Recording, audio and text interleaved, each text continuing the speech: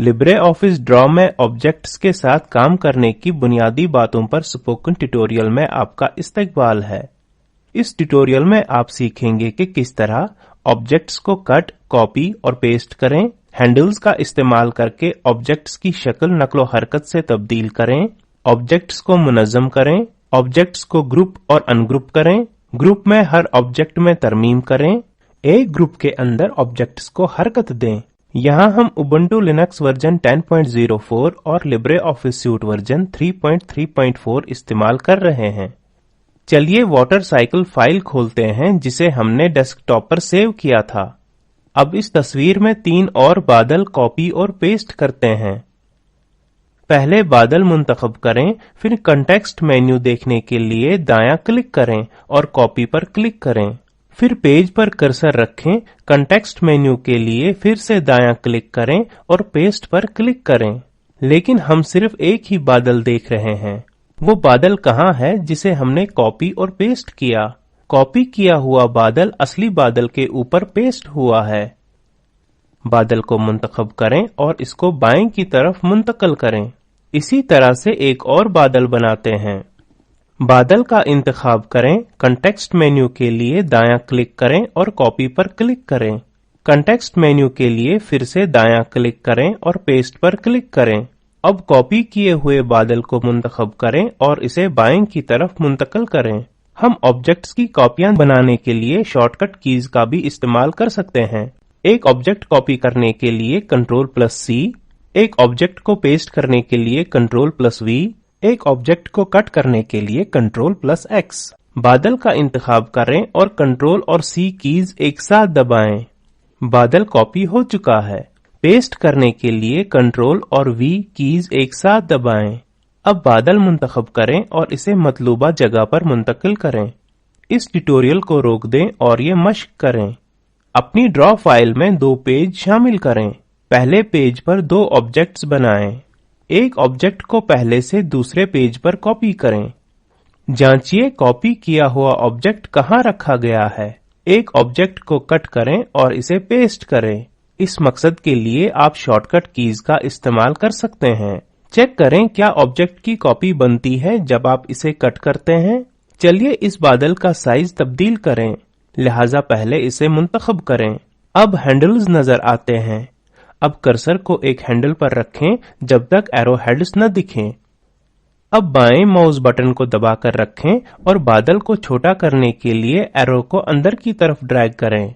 इसे बड़ा करने के लिए एरो को बाहर की तरफ ड्रैग करें। इस एरो को बड़ा करने के लिए पहले मुंतखब करें।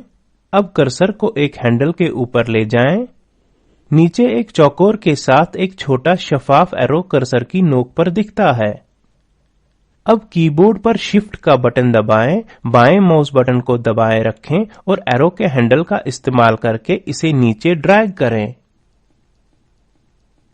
ऑब्जेक्ट का साइज तब्दील करने के लिए ये बहुत आसान है अगर आप शिफ्ट बटन दबाते हैं, है ना?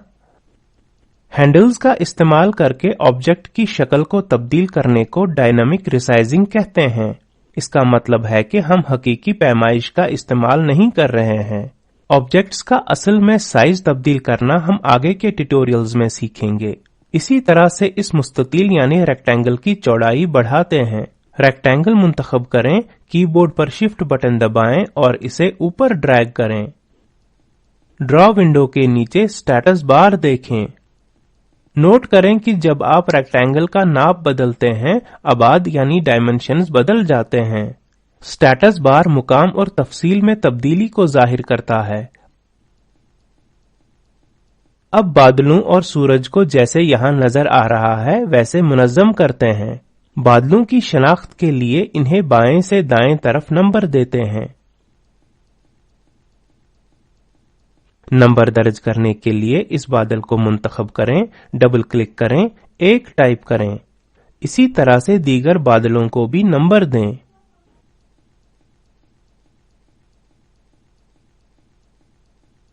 अब बादल 4 मुंतखब करें और इसे सूरज के ऊपर रखें। सूरज के पीछे भेजने के लिए बादल पर दायां क्लिक करके कॉन्टेक्स्ट मेन्यू खोलें। अरेंज पर क्लिक करें और सेंड बैकवर्ड मुंतखब करें। बादल 4 अब सूरज के पीछे है। सेंड बैकवर्ड एक ऑब्जेक्ट को मौजूदा तह के पीछे भेज देता है। अब बादल 3 को मुंतखब करें और इसे सूरज के ऊपर रखते हैं। कॉन्टेक्स्ट मेन्यू के लिए दायां क्लिक करें, अरेंज पर क्लिक करें और सेंड टू बैक मुंतखब करें। बादल 3 अब सूरज और बादल 4 दोनों के पीछे है। सेंड टू बैक ऑब्जेक्ट को आखिरी तह पर भेज देता है। बादल जैसे स्लाइड्स में दिखाई दे रहे हैं वैसे मुनज़्ज़म करना बहुत आसान हो गया है। चलिए बादल 4 का इंतखाब करते हैं। कॉन्टेक्स्ट मेन्यू के लिए दायां क्लिक करें, अरेंज पर क्लिक करें और ब्रिंग टू फ्रंट मुंतखब करें। ब्रिंग टू फ्रंट ऑब्जेक्ट को पहली तह पर ले आता है। फिर बादल 3 मुंतखब करें। कॉन्टेक्स्ट मेन्यू के लिए दायां क्लिक करें, अरेंज पर क्लिक करें और फॉरवर्ड मुंतखब करें। ब्रिंग फॉरवर्ड ऑब्जेक्ट को एक तह आगे ले आता है। अब बादल 2 मुंतखब करें और इसे बादल 1 पर रखें। बादल जैसे स्लाइड में जाहिर हैं वैसे मुनज़्ज़म हैं। अब बादलों से नंबर्स हटाएं। ये करने के लिए बादल मुंतखब करें और डबल क्लिक करें, फिर नंबर मुंतखब करें और कीबोर्ड पर डिलीट का बटन दबाएं।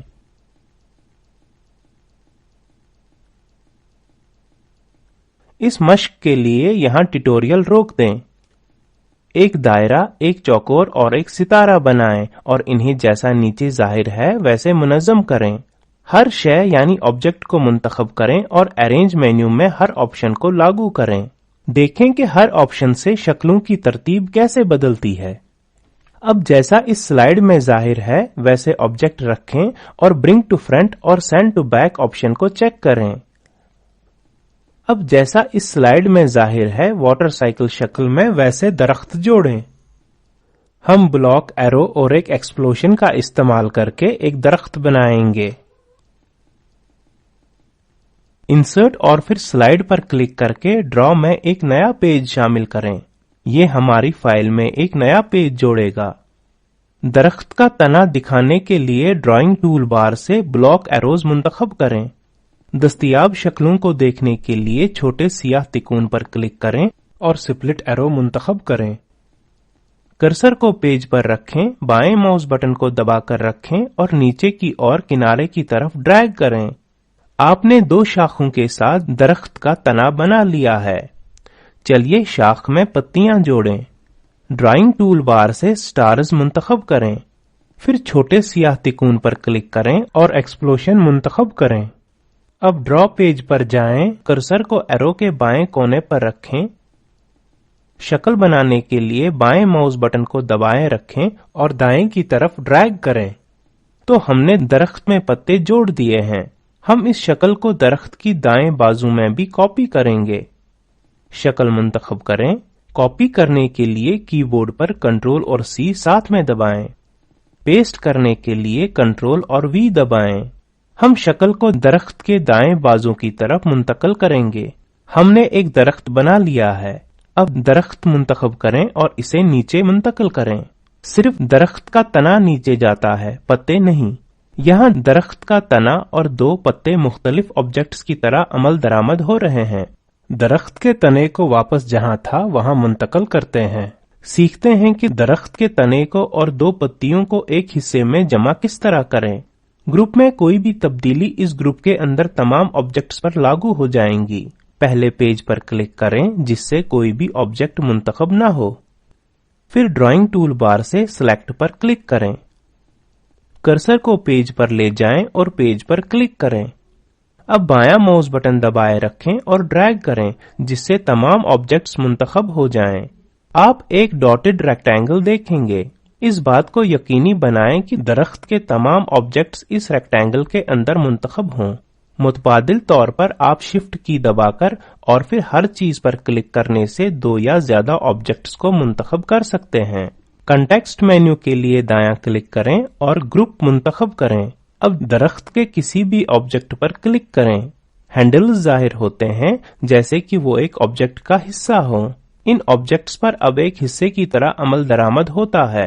इन्हें मुख्तलिफ ऑब्जेक्ट्स की तरह अनग्रुप करने के लिए दरख्त को मुंतखब करें, दायां क्लिक करें और अनग्रुप मुंतखब करें। ऑब्जेक्ट्स अब अनग्रुप हो गए हैं और 3 मुख्तलिफ ऑब्जेक्ट्स की तरह अमल दरामद होते हैं। انہیں پھر سے گروپ کریں، شفٹ کی دبائیں اور ایک کے بعد ایک آبجیکٹ منتخب کریں، دایاں کلک کریں اور گروپ منتخب کریں۔ درخت کو اپنے مین ڈرائنگ پیج پر کاپی کریں، لہذا کاپی کرنے کے لیے کنٹرول اور سی دبائیں، پیج پر کلک کریں اور پیسٹ کرنے کے لیے کنٹرول اور وی دبائیں۔ اب فرض کریں کہ گروپ میں ہم ایک اکیلے آبجیکٹ کو ترمیم کرنا چاہتے ہیں تو ہم کیا کریں گے؟ میں آبجیکٹس کو ان گروپ اور پھر سے گروپ کرنے کے بغیر اسے کرنے کا آسان طریقہ دکھاتا ہوں۔ گروپ منتخب کریں اور کنٹیکسٹ مینیو کے لیے دایاں کلک کریں، انٹر گروپ منتخب کریں۔ نوٹ کریں کہ گروپ کے باہر تمام آبجیکٹس غیر فعال ہو گئے ہیں، صرف گروپ کے اندر کے آبجیکٹس میں ترمیم کر سکتے ہیں۔ مثلا درخت کے دائیں طرف کے پتے کو منتخب کریں اور اس کا سائز کم کریں۔ انڈو کرنے کے لیے کنٹرول اور زیڈ دبائیں اور آگے چلیں۔ اب ہمیں درخت کا سائز کم کرنا ہوگا جس سے کہ یہ واٹر سائیکل ڈرائنگ میں فٹ ہو جائے، لہذا ہمیں گروپ کے ایڈٹ موڈ سے باہر آنا ہوگا۔ گروپ سے باہر آنے کے لیے پیج پر کرسر رکھیں، دایاں کلک کریں اور ایگزٹ گروپ منتخب کریں۔ ہم گروپ کے ایڈٹ موڈ سے باہر ہیں۔